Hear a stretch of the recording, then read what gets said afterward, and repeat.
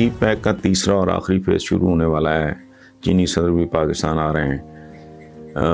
तो सवाल ये है कि पाकिस्तान में जारी सियासी बहरान इस मंसूबे पर बराह रास्त असरअंदाज होगा, क्योंकि माजी में चीनी सदर के दौरे के वक्त इमरान खान धरने पे थे तो नवाज शरीफ वगैरह वगैरह ने मलबा PTI पे डाला।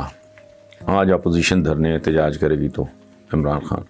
देखें भाई मेरे, ये इस तरह के जो प्रोजेक्ट्स होते हैं और जो ममालिक के दरमियान चल रहे होते हैं मामला, उनमें देर सवेर ऊंच नीच तो हो सकती है, लेकिन ये कहीं नहीं लिखा। मैं अपने बदकिस्मती मेरी कह लें, मैं अपने मुल्क के बारे में तो नहीं प्रेडिक्ट कर सकता, लेकिन Chinese definitely they mean business. So ये कोई ऐसी बात नहीं है इमरान खान के वो कंटेनरों पे होने की वजह से जिसका मलबा आपने कहा नवाज शरीफ ने PTI पे डाला है, उसके बाद क्या मंसूबा रुक गया था? ऊंच नीच हो जाती है इस तरह तो होता है इस तरह के कामों में, ये कोई ऐसी बात नहीं है। अल्हम्दुलिल्लाह, अल्लाह खैर करेगा। ये मंसूबा ये को हमारे किसी इदारे या महकमे का मंसूबा नहीं है, ये उन चाइनीज़ का मंसूबा है जो हमारे बाद आज़ाद हुए, हमसे कई गुना ज़्यादा बुरे हालात में आज़ाद हुए, हमसे कई गुना ज़्यादा उनकी आबादी थी। आज वो सुपर पावर बनने का ख्वाब देख रहे हैं, तो खातिर जमा रखें, अल्लाह खैर करेगा। आज का पहला सवाल है, ईसार हमीद हैं, लियाकताबाद कराची से। उन्होंने कहा कि गजा की पट्टी पर इसराइल की एक बार फिर शदीद बमबारी, फ़लस्तीनियों के कत्लेआम पे एहतजाज का सिलसिला दुनिया भर में फैल गया। OIC का अक़वाम मुत्तहिदा से फ़लस्तीनियों पे हमले रुकवाने का मुतालबा। आपका बयान सुना जिसमें आपने बताया कि पहले अपने मामला सीधे करो फिर किसी और की तरफ तवज्जो दो। सर, ये बात किसी सियासतदान या आर्मी ऑफिसर को क्यों समझ नहीं आती कि मुल्क को अब शदीद किस्म के डंडे की ज़रूरत है? ईसार हमीद साहब, मैं बजाय इसके कि स्पेसिफिकली आपके सवाल पर रहूं, मैं अपना वो कॉलम पढ़ देता हूं आपके लिए जो पाकिस्तान के सबसे बड़े अखबार रोज़नामा जंग में 17 मई को शाया हुआ। इस कॉलम का उन्वान है, जोशो जज्बा जिंदाबाद, बाकी सब कुछ मुर्दाबाद। हुकूमत ने बड़ी हिकमत या हिमाकत से चांद रात चुरा ली, लेकिन क्या फ़र्क पड़ता है, क्योंकि यहाँ तो गुज़श्ता हुकूमतों ने कई अशरे और आधा मुल्क चुरा लिया। जिंदा हैं, यही बात बड़ी बात है प्यारे। इस तरह की अखबारी ख़बरें बहुत कुछ सोचने पे मजबूर कर देती हैं। मसलन मुल्क में ईद उल फित्र मजहबी जोशो जज्बे के साथ मनाई गई। हालांकि सिर्फ ईद उल फित्र ही नहीं, हम बहुत कुछ जोशो जज्बे के साथ मनाते हैं, और मुझ जैसा अहमक ये सोचने पे मजबूर हो जाता है कि ये जोशो जज्बा आखिर है क्या, जिसका कभी कोई नतीजा नहीं निकलता। हालांकि इंसानी तारीख गवाह है कि जोशो जज्बा ने तारीख के धारे तब्दील कर दिए। लेकिन यहाँ कहीं ऐसा तो नहीं कि हमारा जोश व जज्बा 2 नंबर जाली और मिलावटी है, इसमें भी खोट है या इसकी कोई समत ही नहीं है।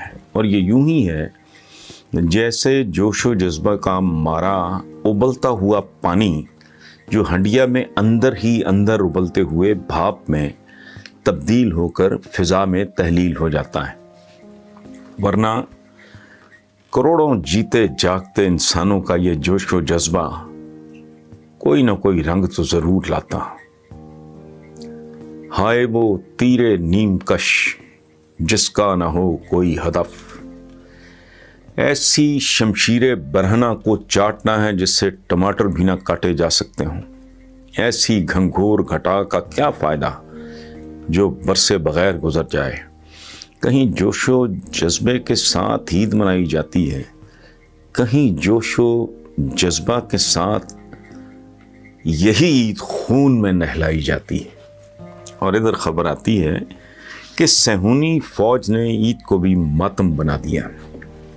39 بچوں سمیت شہداء کی تعداد 150 سے بڑھ گئی۔ بمباری سے ایک ہی خاندان کے 10 افراد شہید، 10,000 سے زائد فلسطینی بے گھر۔ ملتی جلتی صورتحال کشمیر میں بھی ہے اور ہمارا رد عمل بھی ملتا جلتا ہے، لیکن نتیجہ اب تک اس جوش و جذبے سے کچھ نہیں نکلا، تو آئندہ کسی امید کا منطقی جواز کیا ہے؟ کیا اس ساری صورتحال کو نئے سرے سے سمجھنے اور ری وزٹ کرنے کی ضرورت تو نہیں؟ تقریباً 2 ارب مسلمان، 50 سے بھی زیادہ ملکوں پہ مشتمل یہ عالم اسلام، ایک طرف ہندو، دوسری طرف جنونی ہندو، صرف ہندو کی میں بات نہیں کر رہا، جنونی ہندو، تو دوسری طرف مٹھی بھر صہیونی جنہوں نے ریت کو زرخیز بنا دیا۔ تو بھائی بالآخر آخر کار یہ تو سوچو کہ گڑبڑ کہاں ہے؟ صاف دکھائی دیتا ہے لیکن دیکھنے کو تیار ہی کوئی نہیں، اور پڑھنے سمجھنے کا رواج نہیں، ورنہ اقبال کی ہی سن کے اس پہ غور کر لیتے کہ ہے جرم ضعیفی کی سزا مرگ مفاجات، اور کمزوری کے ساتھ جوش و جذبہ کمزور آدمی یعنی ضعیف کے لیے بہت تکلیف دہ ہوتا ہے۔ سو کوئی تو ہو جو اس پیکر خاکی میں پھر سے جان پیدا کرنے کا سوچے، لیکن سوچنا کیا کہ یہاں تو ننگے تضادات بھی کوئی نہیں دیکھتا۔ ذرا ٹھنڈے دل سے غور کریں اور جوش جذبہ کے بغیر کریں کہ کشمیری فلسطینی واقعی مظلوم ہیں، جن پہ ظلم ہوتے دیکھ کے دل دہلتا بھی ہے اور دکھتا بھی ہے، لیکن اپنے ہی ملک میں جو کروڑوں مسلمان خط غربت پہ رینگ رہے ہیں، اور کروڑوں بچے جو اسکولوں سے باہر علم جیسی کھوئی ہوئی میراث ڈھونڈ رہے ہیں اور چائلڈ لیبر کا شکار ہیں، کیا یہ سب کشمیریوں اور فلسطینیوں سے کم مظلوم ہیں؟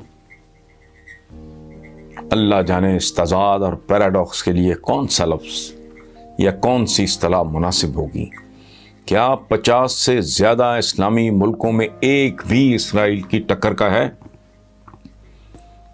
فرق صرف اتنا ہے کہ وہ ناممکن کو ممکن بنا رہے ہیں اور ہم ممکن کو بھی ممکن نہیں بنا سکے، کیونکہ ہمیں صرف اور صرف جوش و جذبہ ہی راس ہے، اور یہ خالی خولی جوش و جذبہ زیادہ سے زیادہ وہی کچھ کر سکتا ہے جو کر رہا ہے۔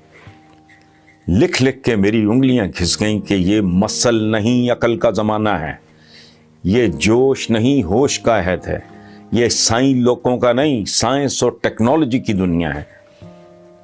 لیکن کسی کے کان پہ جوں نہیں رینگتی، کیونکہ ہمارے تو کان ہی کٹ چکے ہیں، تو اس کے سوا اور کوئی آپشن اور چوائس ہے ہی نہیں کہ کہیں عید منائی جائے، کہیں عید خون میں نہلائی جائے، لیکن سوچوں رویوں میں کوئی تبدیلی نہ لائی جائے۔ دنیا ایک ایک دن میں ایک ایک صدی کا فاصلہ طے کر رہی ہے، لیکن ہم خالی خولی جوش و جذبہ پر سوار خود کو شاہ سوار سمجھ رہے ہیں، اور ناقابل تردید حقیقتوں کو ایک نظر دیکھنے کے روادار بھی نہیں۔ ایسے نان ایشوز پہ خالی کھوپڑیاں اس ملک میں ٹکرائی جا رہی ہیں کہ حیرت ہوتی ہے، خوف آتا ہے۔ جوش و جذبہ زندہ باد، عقل اور فہم مردہ باد۔